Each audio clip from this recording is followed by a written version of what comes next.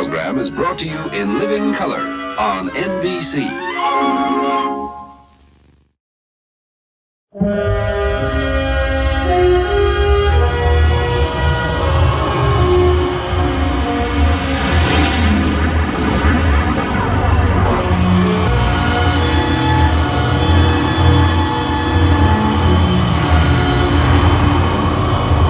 Captain Scott, I can't thank you enough for this training session. I've learned more from you in the last 3 weeks than an entire semester at the Academy. It's my pleasure, Lassie. It's great to be a miracle worker again. Thanks to Geordie, Commander LaForce, I've got my space legs back again. Forgive me for asking, what was it like being stuck in a transporter for 75 years? Disorienting. Especially when you realize all your friends are dead and gone. Oh, sorry. I didn't mean to make you upset. Never mind, lass. At my age, it's too easy to be morose. Let's talk about happier things. We're less than a parsec from the Lappa system. Have you ever been here before? Aye, that we did. This was the frontier back then. Uninhabited, or so we thought.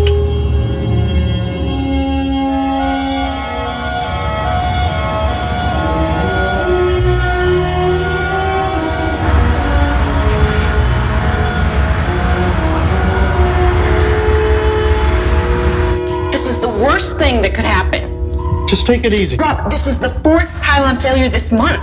And to top it off, we have Enterprise and our chief engineer watching over our shoulder. No offense. I'll take it. This is cutting edge technology. Remember, have a little patience. I told the Science Council I could terraform Lappa III in less than a decade. At this rate, it will take twice that long. And you know how well the Science Council does with patience. That's still a whole century faster than anybody else has done it before, Doctor. Listen to the man, will you? If this works, when this works, we'll be able to terraform worlds for millions of victims of war, famine, and disaster. I suppose you're both right. I just hate to break a promise. Look, why don't you take the inspection of Section 12 yourself? If the pylon is failing, you'll be there for the fix. That, Dr. DeWitt, very good idea. Doctor, would you mind if I tagged along? You're using transporter technology in a whole new way. I'd like to see what you're doing. Might be a good idea to have another pair of eyes on the problem. And hands. Great.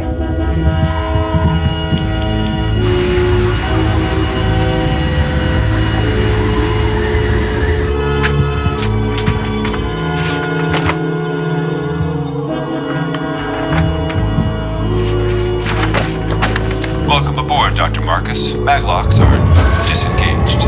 The sky is yours. Let's get this party started.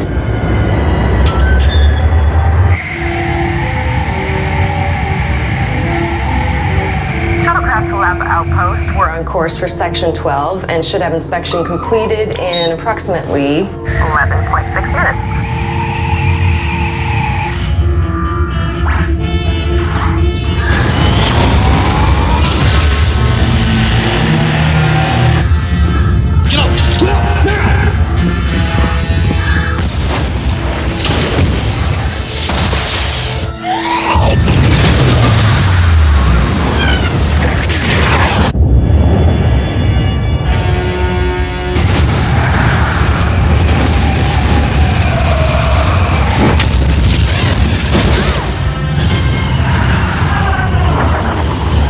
Scott to Enterprise. Mayday. Mayday.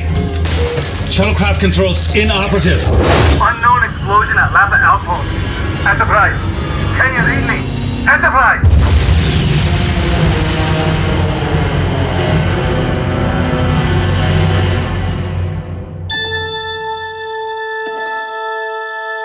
Space.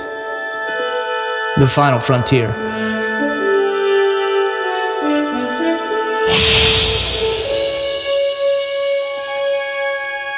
These are the voyages of the starship Enterprise.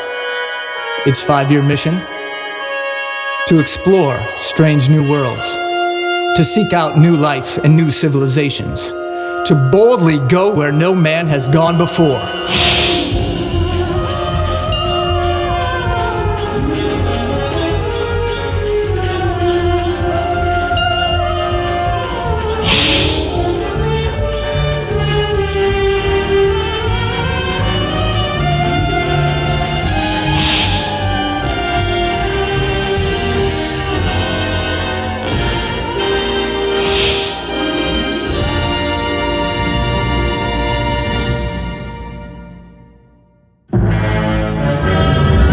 Captain's log, stardate 7713.6, in orbit of Lappa III, on the edge of the frontier.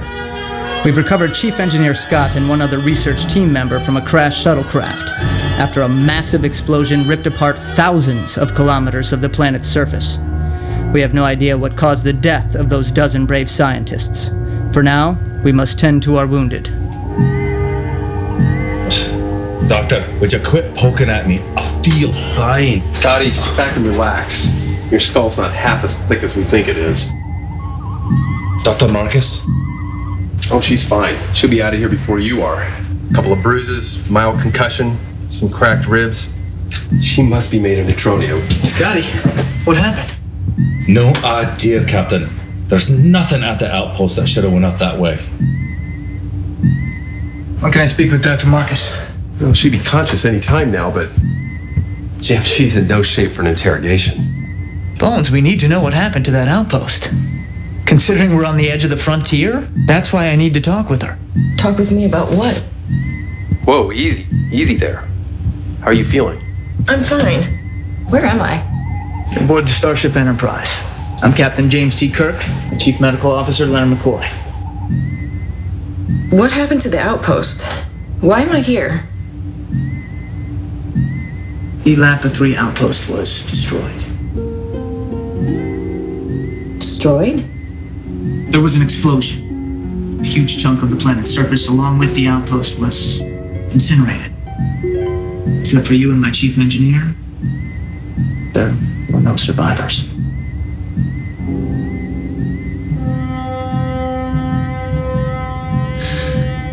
Oh my God. Dr. Marcus, can I ask you a few questions? No. It's okay. We need to leave.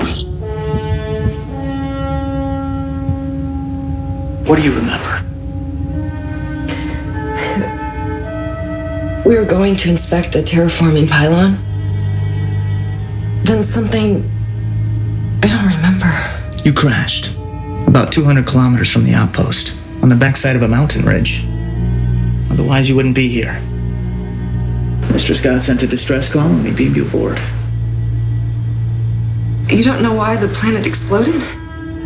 Think you might be able to offer some clues. Have you had any alien contact? No. No, we haven't had any alien activity out here. The shuttlecraft sensors were clear. That much I remember. And we'll start the investigation as an accident. Captain. I have to be part of the investigation.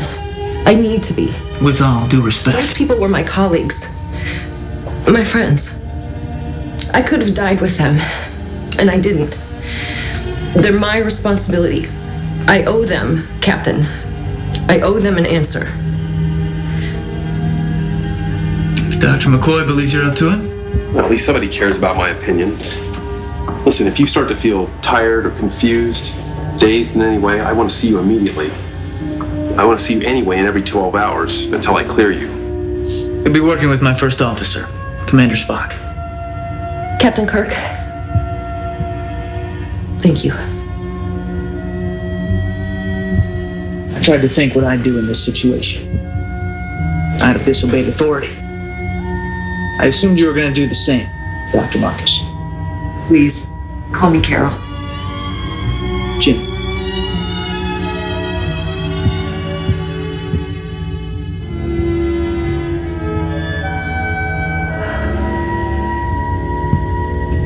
Look, Jim, you need to realize Dr. Marcus is dealing with a terrible tragedy. She is still in shock. Bones, I'm not a doctor.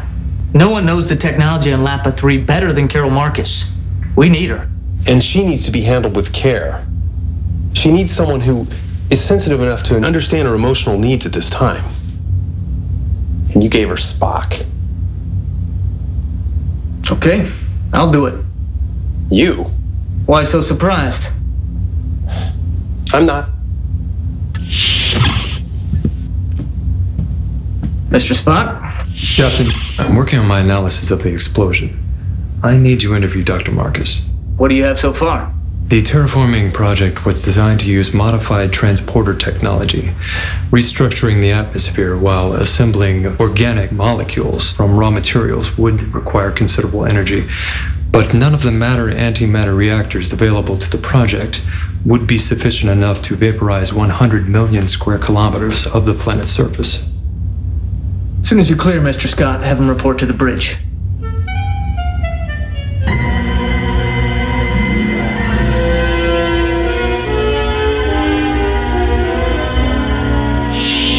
Anything on subspace channels? Not a whisper. Status, Mr. Scott.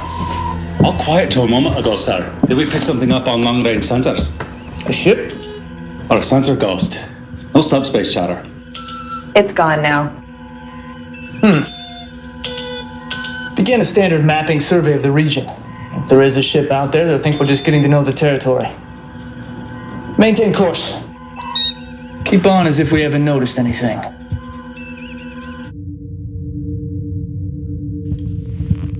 Dr. Marcus, this is Mr. Spock, our science officer. You honor me, Doctor. Your reputation precedes you. You honor me, Mr. Spock. May I ask you a few questions about your work on Lappa III? Of course. You used a series of matter-antimatter reactors for power, correct? A series of modified reactors. We used massive energy. Indeed. Did you modify or enhance any other component? The molecular converters, of course. That's the heart of the project. May I ask permission to run a background check on your entire project team? What do you mean by that? I need to explore all possibilities, including sabotage. I know these people. Knew those people. I trusted them with my life. Yes, and you almost died. Perhaps there is a possibility that your trust may have been misplaced. Well, that's one possibility I won't consider. Is there somewhere I can go to review the outpost data? There's an ensign in the hall. He'll escort you to your quarters. Thank you. Now, do you think you could have handled that with just a little more tact? Tact? Spock. She's the only survivor of a disaster that killed 26 of her closest friends. And you just accused one of them of being a suicide bomber. Accused? The purpose of the background check would be to clear her people from suspicion. I made no accusation. Yeah. Well, I'm making the accusation that Vulcans have absolutely no bedside manner.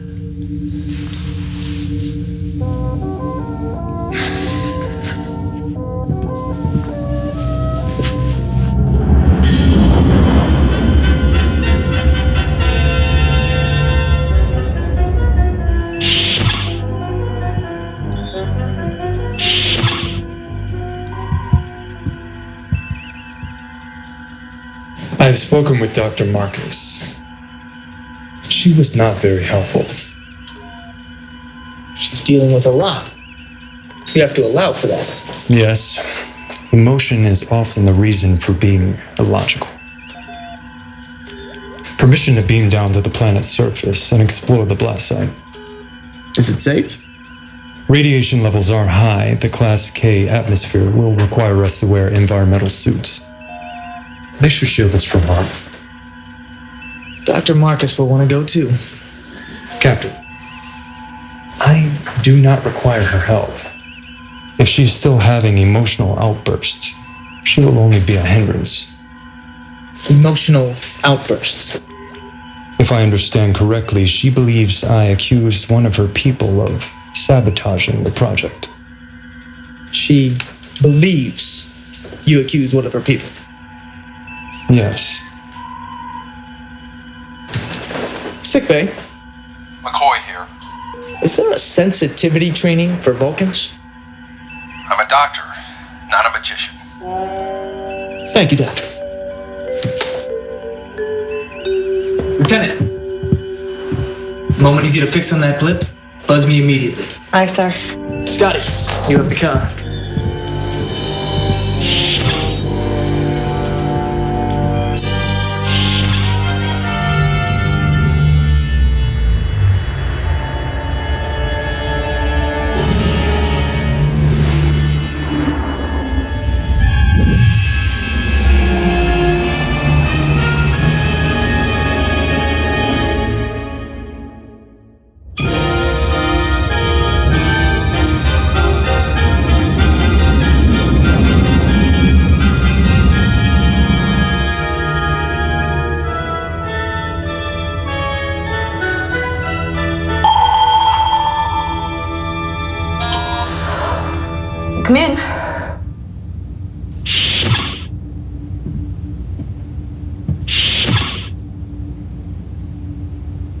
Hope I'm not intruding.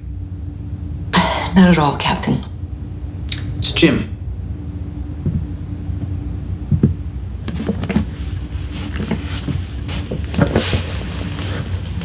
I apologize for my first officer. He means well. No apology necessary. He asked the right question. I just didn't like it. So you're studying Spock's report? He's very thorough. He's a Vulcan. Yeah, I noticed. There isn't much to go on, though. Only the sensor data from the shuttlecraft. The outpost just exploded. For no reason. Everyone dead. I'm going to beam down to the planet with him. He knows. You gonna be all right? Yes. Yes, I will.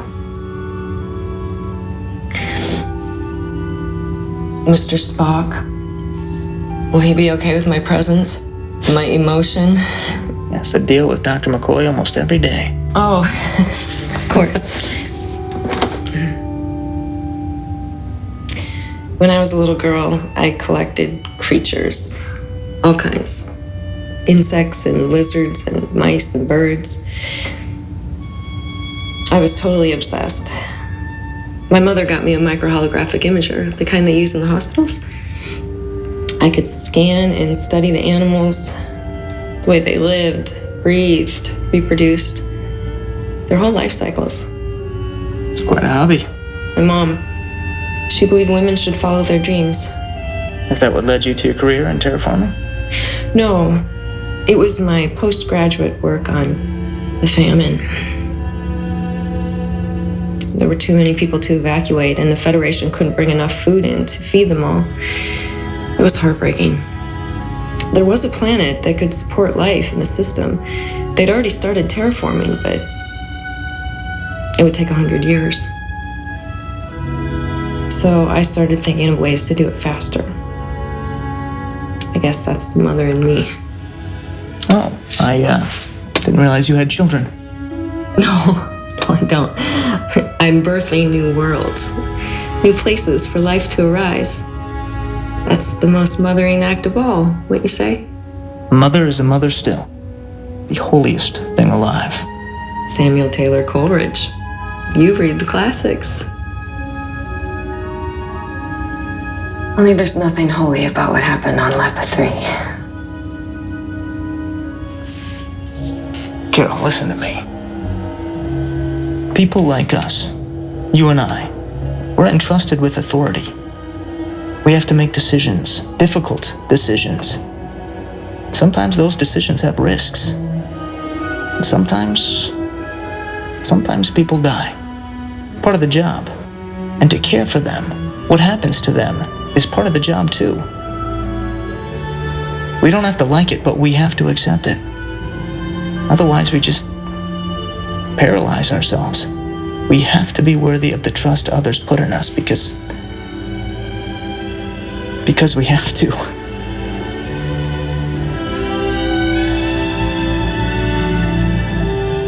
Excuse me, I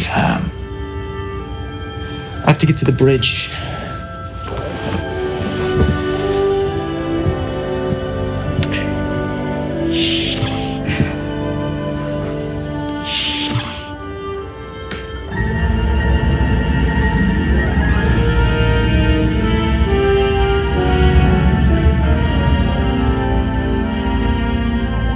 The reading is here, right at the center of the blast site, almost lost in the background radiation. Have you ever seen a reading like this? No, this isn't from our equipment. The signature is completely unfamiliar. This seems like a logical place to start. Indeed. These coordinates. Doctor.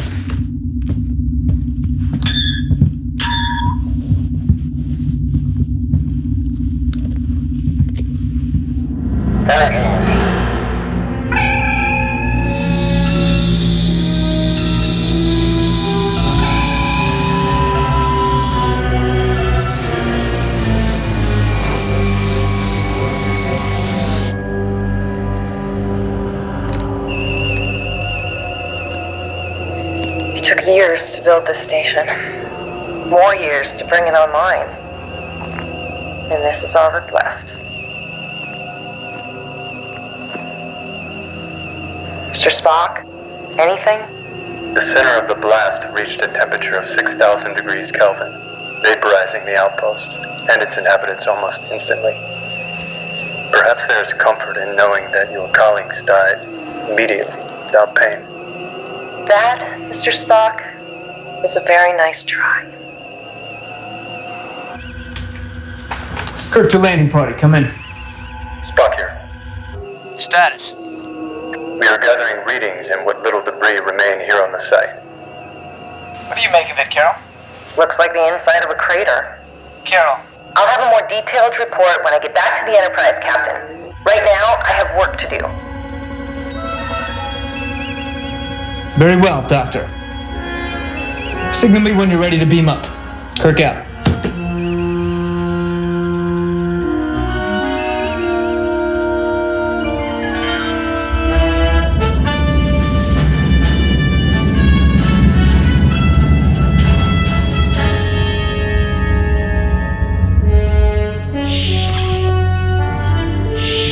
Bones, you busy? Now, whatever gave you that idea?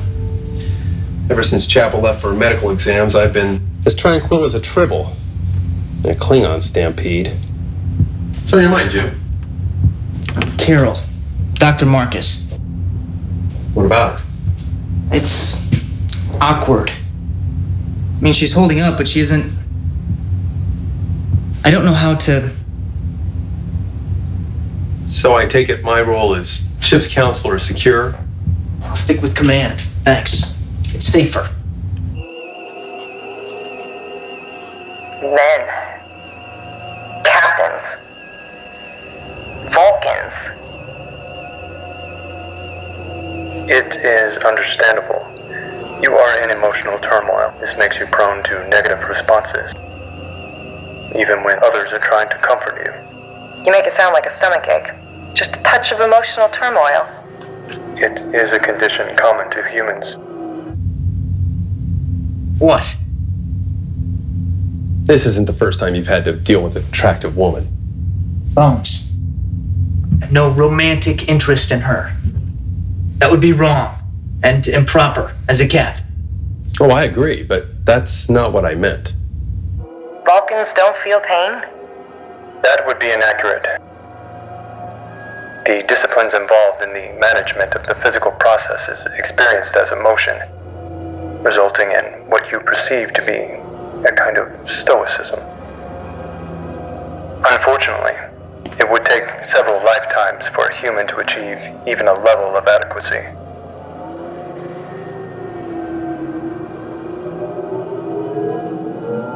Mr. Spock.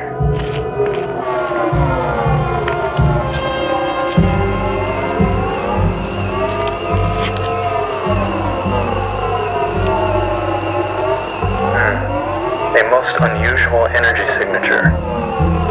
It appears to be the source of the anomaly. This isn't anything of ours. Radiation is within tolerable levels. I believe it is safe to bring on board the Enterprise for analysis. Spock to Enterprise. Prepare to beam up to. She's passionate, smart, attractive. Sure, I've noticed those things. But she's also unique. Bridge to Captain Kirk. Kirk here. Sir, the landing party is ready to beam up. Thank you, Uhura. I'll meet him in the transporter room. Kirk out. Excuse me, Doctor. Jim. She's most uncommon. Bones. That's all.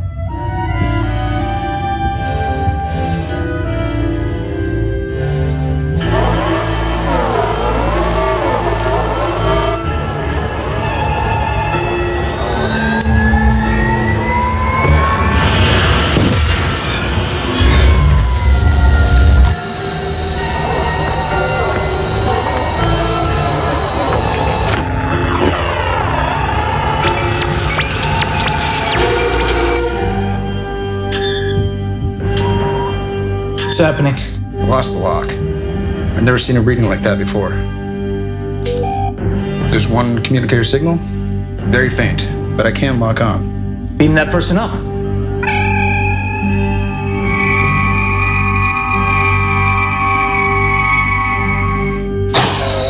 Spock! You all right? Energy discharge.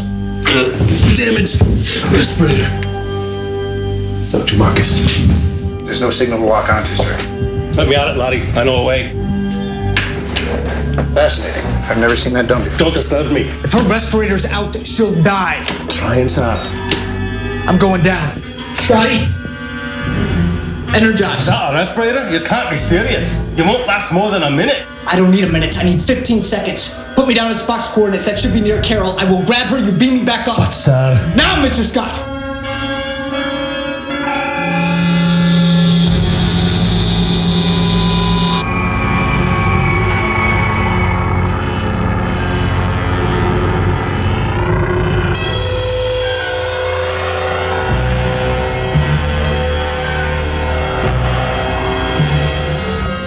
Energize. How are you doing it, sir?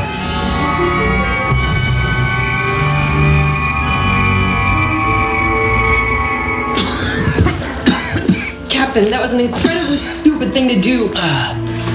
You're welcome. Take it you two found something. Debris from the outpost with an unknown energy reading.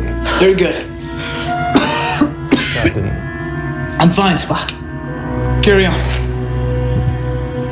Jim, thanks for coming after me. Need to find out why we lost that transporter lock on you. Don't want to lose you again.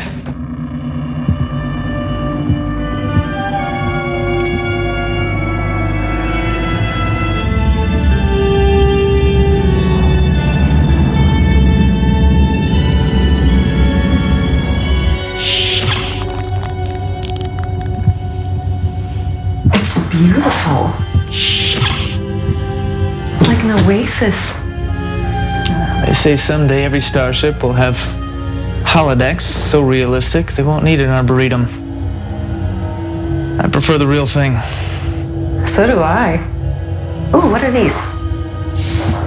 Oh, that's a unique aroma. Zans barriculi. They grow everywhere on Lappa IV. They ought to do pretty well on Lappa III. Once you finish terraforming. I don't know about that. Really? I came to Lappa III to bring life from lifelessness. Instead, I managed to destroy over 24 human lives. The risk?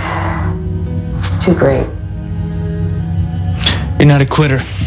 You're a scientist. A scientist with a conscience. That's why you can't quit. Won't quit. You think so? Your friends, your colleagues. If you quit now, they died in vain. You care too much. You won't quit. You've been there too. At what point? Tell me, Jim. At what point is it too much to carry? At what point do you say, enough already, and just stop? I'll tell you when I get there. I'm not there yet. Neither are you. Damn you, James T. Kirk. You're right. Bad habit. Sorry. Mary.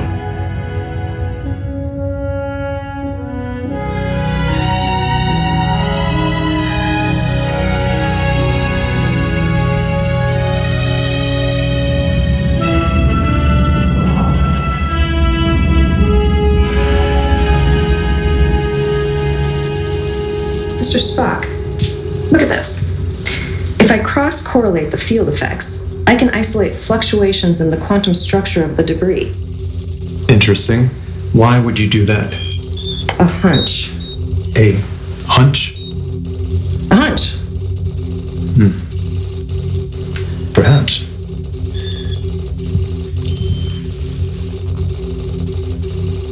Fascinating. The Skotech particles appear to be switching between baryonic and non-baryonic states. How is that possible? Our current knowledge of the particles would say it is not. I can hardly wait to tell Jim. The captain. Yes, he would enjoy a discussion on baryonic transitions. We're still analyzing the debris, Admiral. As soon as... Jim, I'm sorry to put you on the spot, but the Federation Council is raising hell over this, and Starfleet Command is beating down my door for answers. We have to know, is there an alien ship or not? Give me 3 days. We don't have 3 days, Jim. Fitzpatrick wants to assemble a war fleet as we speak. I'm doing all I can to keep this from escalating, but I need you to get me answers, Captain, and fast. Starfleet out. Enter. I have some news. Could use some good news. I don't know if it's good news. It's just that it's the Skotech particles. They're showing up as warbling variables, and that shows up as baryonic fluctuations. You've been spending too much time with Mr. Spock. The point is, I think we've isolated the energy signature. Are you hungry? No, I just ate 9 hours ago. Maybe we should have dinner? That's a good idea. Yes, it is. So, I agree. Yes, me too. We're not going to dinner, are we? Not yet.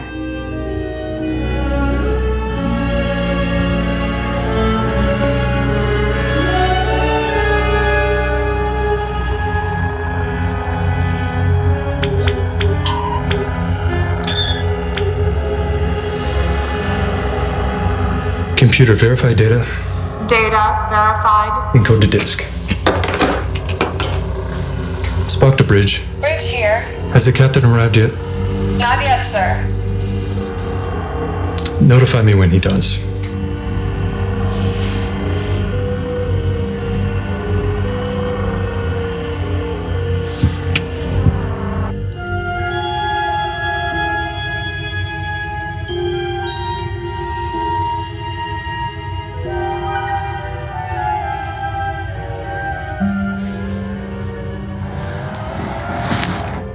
Morning. Yes, it is. You all right? More than all right.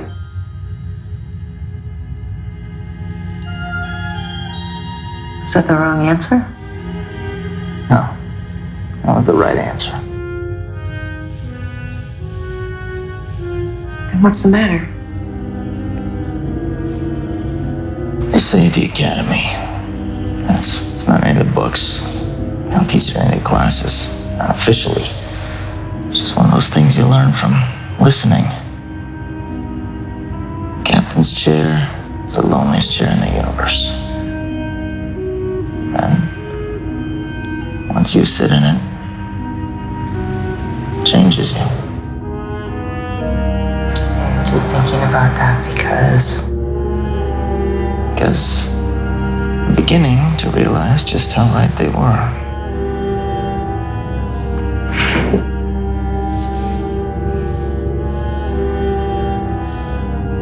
Mr. Scott, the subspace probes are now operational.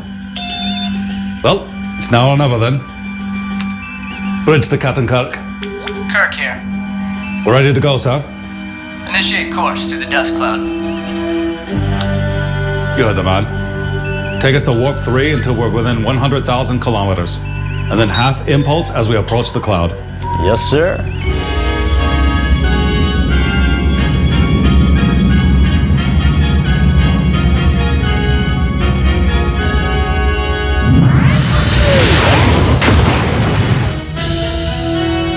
We should arrive at the dust cloud in 37 minutes, sir.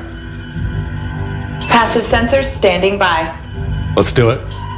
Let's cover this search pattern quickly and quietly, on tiptoes if necessary. Like a leaf on the solar wind.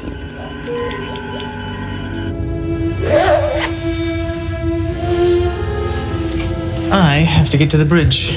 I have a job too. Yes, you do.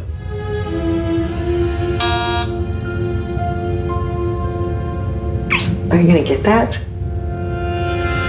Yes. Come in. I did not mean to intrude. It's all right. I was just headed to the bridge. What's on your mind? I believe I know what caused the explosion on Lappa III. Well? Captain, with all due respect to Dr. Marcus, you may want to hear this alone. She has a vested interest in this too, Spock. Let's hear it. Very well. As we suspected, the explosion did not occur in the outpost reactors. It came from an unintended standing wave from the terraforming system's main pattern matrices. There was an interaction and an unprojected phenomenon. I don't understand. The pattern matrices focus the arrangement of molecules. There's no way it can cause an explosion. Correct, Doctor, except the debris we recovered from the planet's surface was contaminated with protomatter, sir. Proto-matter? Protomatter is a theoretical vestige of the birth of the universe. It is highly unstable. It fluctuates at the quantum level between matter and antimatter states. And if they came into existence at the same moment, that would cause an explosion.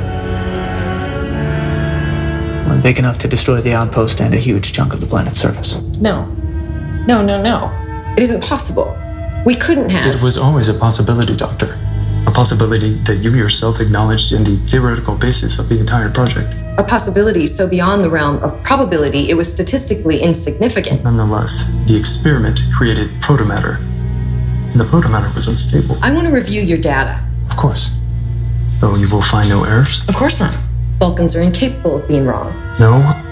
Vulcans are unwilling to be inaccurate. The more important question now, sir, is whether or not the protomatter was created intentionally. If it was not an accident, then it was sabotage. Okay, that's enough. Mr. Spock, I want you to let Dr. Marcus review your work. I assure you my work is most thorough. That is not why she needs to see it. Do you understand? Clearly, sir. Dismissed.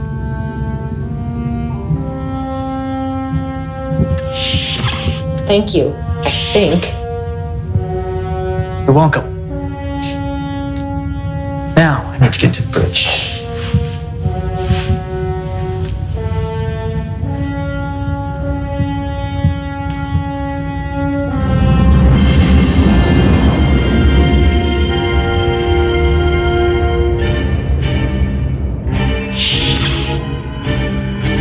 Report. We're skimming the dust cloud. Taking our second pass on the search grid now. Anything? Negative, Captain. The particulates in the cloud make passive sensors new and effective. Options. We can use active probes or active sensors. Can't say I like either of those choices. There is a third possibility. Mr. Sulu, we have enough visual data to assemble a holographic schematic of the dust cloud, yes? Yes, sir. When a ship travels under impulse power, it leaves a faint disturbance, a wake. Let's look for a trail. Here we go.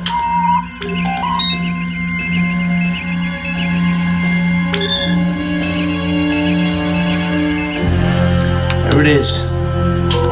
Mr. Sulu, intercept.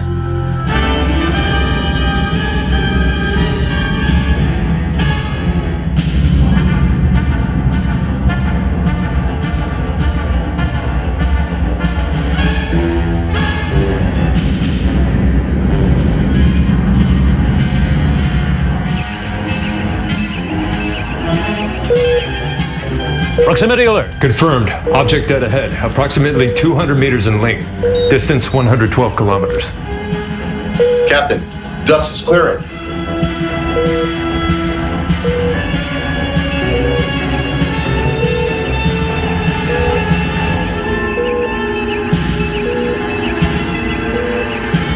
Open hailing frequencies.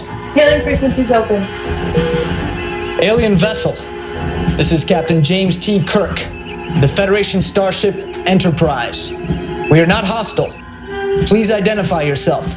She's charging her weapons. All back full. All hands red alert. Raise shields. Stand by phasers.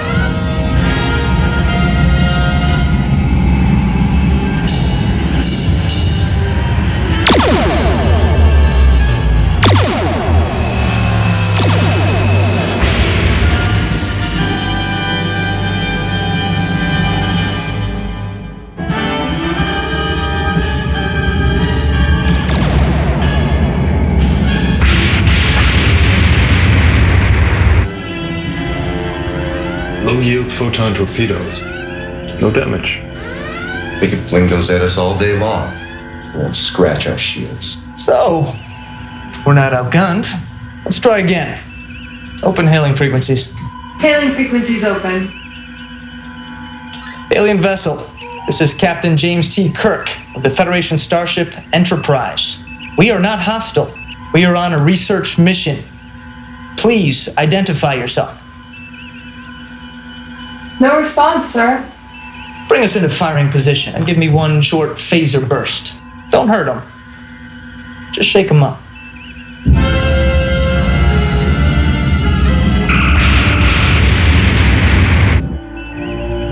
Moderate damage to the alien ship's forward shields. They have stopped pursuing us. Secure from all back full. Aye, sir. Engines at station keeping. Now let's see if they're ready to talk. Open frequencies. Channel open, sir. Alien vessel. This is Captain James T. Kirk, the Starship Enterprise. We represent the United Federation of Planets. Identify yourself. We owe you no explanation. We have the right to defend ourselves. We're not hostile. We are on a research mission.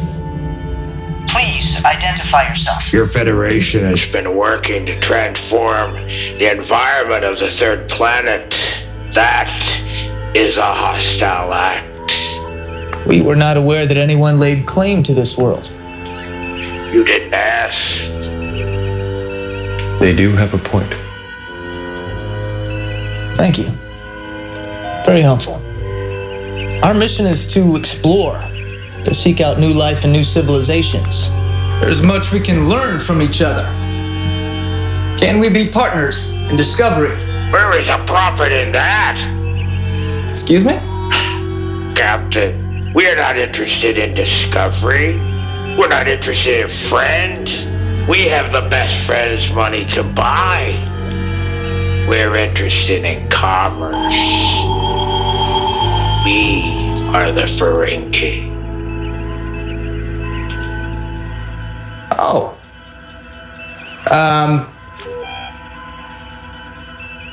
Then I propose we negotiate a trade zone. A trade zone? The Federation is interested in profit as well. Captain Kirk, your people are well aware of our commercial interest here. We've already conducted trade with them. We aren't aware of any trade with our peoples. Then I should advise you that the only thing more expensive than a question is the answer. Mr. Spock?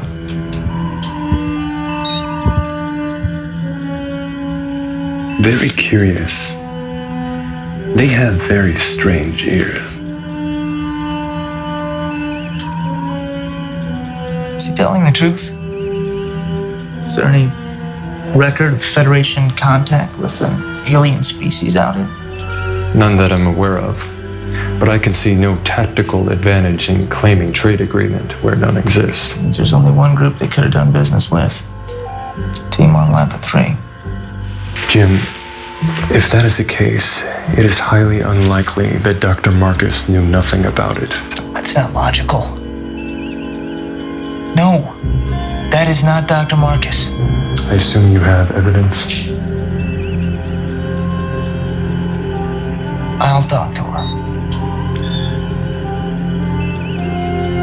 Ferengi? What the hell is a Ferengi? They say they were trading with humans. The only humans there No, impossible. Then who? Someone on your team? What? Am I so incompetent that I didn't see a black market operating right under my nose? Maybe I'm a lazy bookkeeper that didn't notice a bunch of goods coming from God knows where, or maybe I'm just plain stupid. Okay, you are going way over the top on this. Over the top? I have barely left the launch pad. Dr. Marcus, shut up. I don't care whether you knew or not. That is not what this conversation is about. I need to know what was being traded. Nothing. I would have known. You're a better scientist than that. Think about it. Where did that statistically insignificant proto-matter come from? Okay. That's a good question. Yeah, I thought so.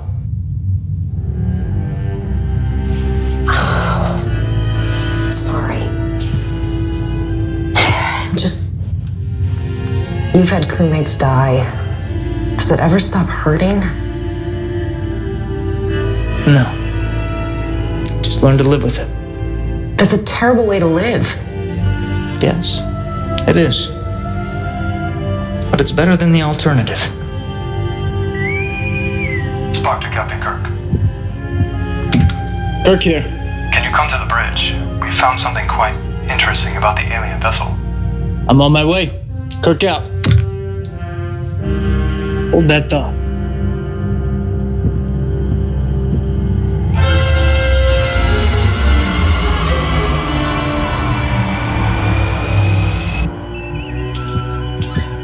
Please tell me you have something for me. Ensign Solgard and I have completed a full sensor sweep of the alien vessel. The ship's technology is on par with the Federation's, but we did detect one anomaly. I found residual traces of protomatter in the vessel's cargo hold. Of course. Sabotage is not a logical possibility. It is not profitable to kill your trading partners. On the other hand, if you don't trust your trading partners, you might not give them the part of the manual that says, don't blow yourself up. We know from Mr. Scott's report that the terraforming team was behind schedule. A business transaction to enhance their transporter matrices would seem logical. What did they trade for? Uhura, hail the alien vessel. Call Dr. Marcus to the bridge. Alien vessel, this is Captain James T. Kirk. Yes, Captain. You traded proto-matter technology to the Lappa III outpost. What did you trade for? We don't violate the confidentiality of our trade partners. Even after they're dead? That's regrettable. But yes. We would like to arrange a trade zone. We think you will find it as profitable as we would. The price of continued negotiations is information. A moment. You're going to negotiate with them? No. I'm going to play poker with them. We delivered a set of transporter matrices enhanced for proto-matter creation. Who did you deliver them to? Robert DeWitt, the trade officer. Dr. Robert DeWitt, the assistant project director. DeWitt? Trade officer? He was never... Oh my God. He must have been desperate. He was as passionate about terraforming Lappa III as I was. The more the project fell behind, the more distraught he became. He must have convinced himself the risk was worth it. Oh my God. Thank you, Ferengi trader. Allow me to cite 2 rules that govern my people, Captain. 1, peace is good for business. 2, war is even better for business. Either way, we're open for business.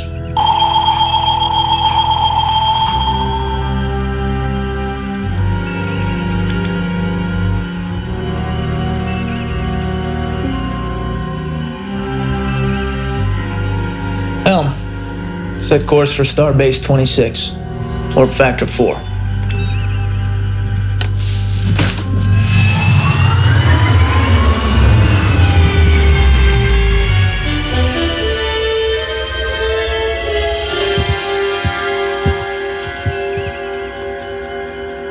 I'm sorry I yelled at you. Thank you for finding out the truth. It's all any of us wanted. Does it help? A little. But I feel so empty without my work, my friends. I can't know how you feel. If it were the Enterprise, I think I'd feel the same. And it will never go away. You said so yourself. Carol. No, I'll be okay. I'm gonna start over.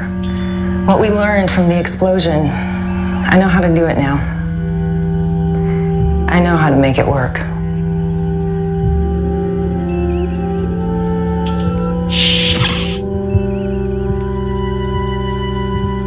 How long till we reach Starbase 26?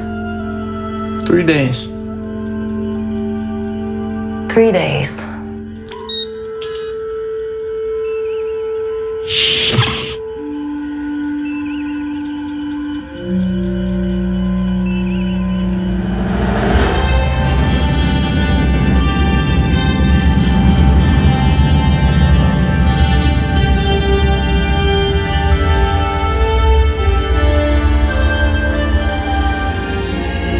I'll just be a minute. Yes, Mom.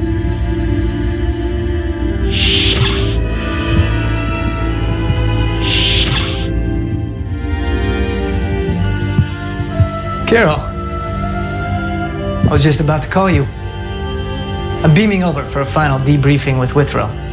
You should come along. We could have dinner. I'm sorry. I can't. Jim, look. Oh, well, that's okay.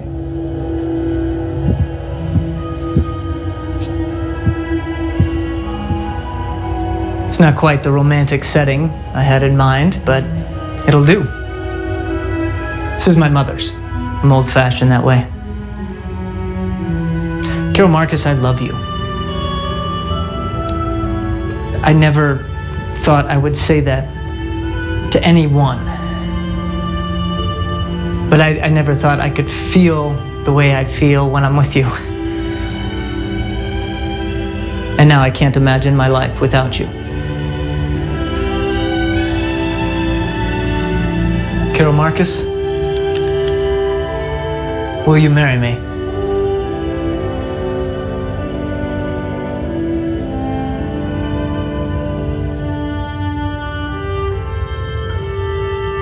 No. What? No, Jim. You're committed to your ship. I'm committed to my work. At some point, one of us, or both of us, would have to choose. I thought I just did. You called what I'm doing birthing new worlds the holiest thing. I've come up with a different approach, the genesis of something entirely new. I can't turn my back on that now. And you're here saving the quadrant every 10 minutes. You can do your research here on the Enterprise. Can't, and you know it. Then I'll resign my commission. I'll go with you. No. Don't you dare, James Kirk. You would hate me forever. Hate you? I love you. Don't you understand? I do. All too well. But in 5, 10, 100 years from now, you're gonna wake up and realize all that you've lost by being with me. All you were meant to do. And you'll hate yourself for it and me, and it'll kill me. I won't have that, Jim. I won't. You have your world. I have mine. We can't exist in the same orbit. I suppose that's one possible outcome. But it should be my choice. Our choice. Yes. And I just made it.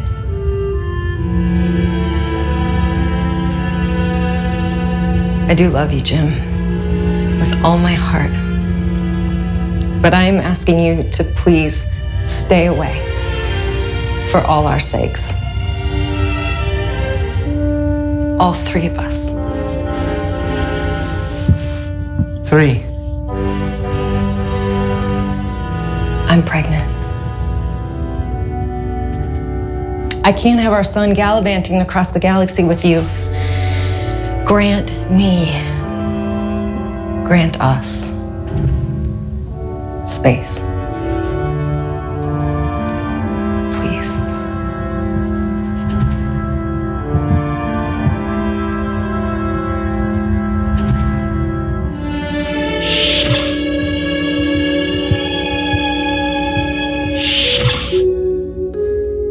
Thanks for everything, Scotty. I lost. This ship, she's something special. She's home. For me, for the captain, and for her. And for you. Wherever you go, whenever you need her, home, lassie, will always be the Enterprise. Aye. No bloody A, B, C, or D. Those were the Voyages, lassie.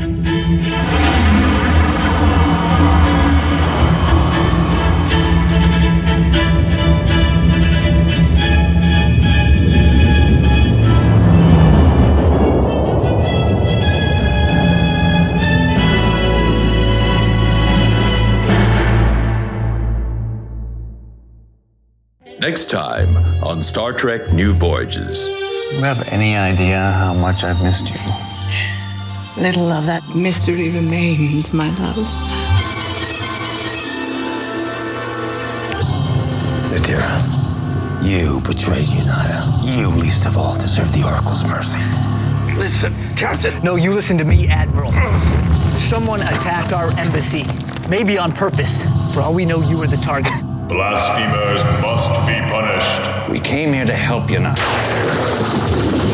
By defying the law of the Oracle, by seducing our High Priestess and spying on us. A lot of good people died. Right now, diplomacy doesn't interest me. Justice does. The Asera and the Oracle always together, ruling from the shadows. Now the shadows are gone. Now we rule the light. Jim, we violated the Prime Directive. The killing has only begun. Son, it's a one-call breach. Shield's evasive.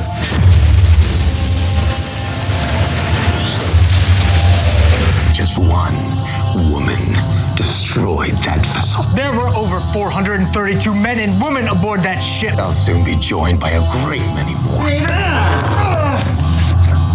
Orthros isn't just arming a few dart guns. He's gonna infect the whole planet. It would kill millions, both Lazulian and Fabrine. Let the purge begin.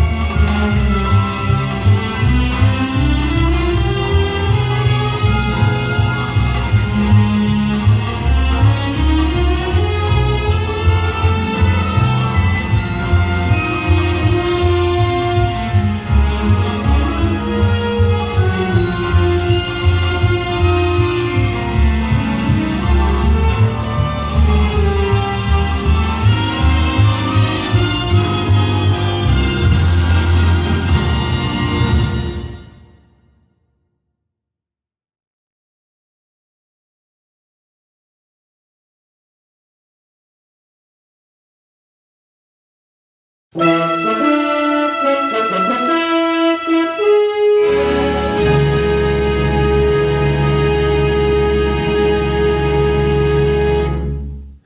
there, folks. Pony Horton coming to you live. This is my BTS reel. We're just going to take a look at a couple of shots. Here's the wide shot of the crater as it looked in the final show. And here's how I did it. First, I took a still image of Ube crater in Death Valley, California. Then I took images of smoke from various kinds of brush fires and oil fires.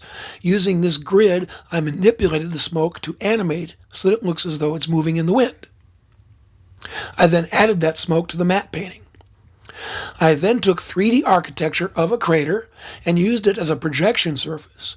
I projected the matte painting with the animated smoke onto it. Here you're seeing it from an oblique angle. We'll move the camera down to the final angle to give you an idea of what it looks like with the projection on it, with the camera in place. With this, I add further texturing. I add some particle systems fallout. I add a foreground set piece built in 3D Lightwave and a camera move. And there we have our finished beam-in shot. Down in the crater, again, used several stock images of craters, probably including Amboy Crater in California, some stock smoke, a lot of color correction, once again, the fallout, and then we see our actors, Carol and Spock against green screen. Of course, we remove the green screen digitally, add some color correction, and then we add that yellow glow around them to simulate those life belts. We then drop them into the 3D scene, along with some 3D foreground set pieces and a camera move. And there you have it. They've beamed down into a blasted out crater. I'm Pony Horton. Thank you for watching my short little BTS, and thank you for watching Star Trek New Voyages.